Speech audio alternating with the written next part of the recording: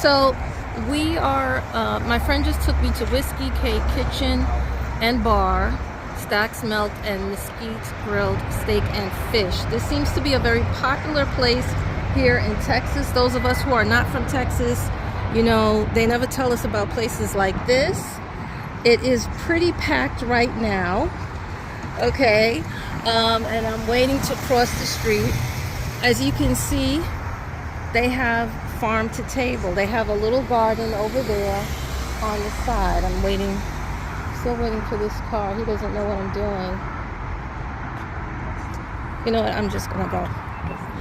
Okay, so as you can see, they grow their own food. They have tomato, mint, and basil.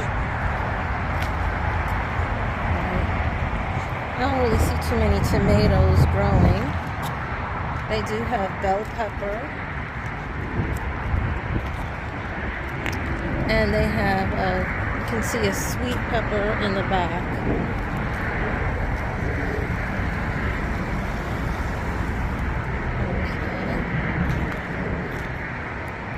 And then they have this cute little thing on the side, which is has some flowers, little tiny flowers on it. Oh, here's some more peppers here that they cook with and put it in the food. So now I'm going to be heading inside. I'm going to do something real quick because the restaurant is crowded.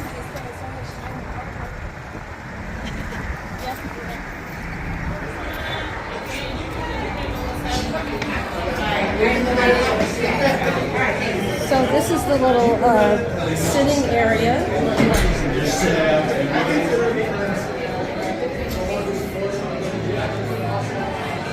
And I'm briefly going to show you inside because I don't want to invade people's privacy. But as you can see, that's the bar way in the back of the restaurant. And then, as you can see, that's outside, that's outdoors. And there is another bar area all the way in the back. So it's packed. I'm not going to walk around the whole restaurant. I just wanted to give you guys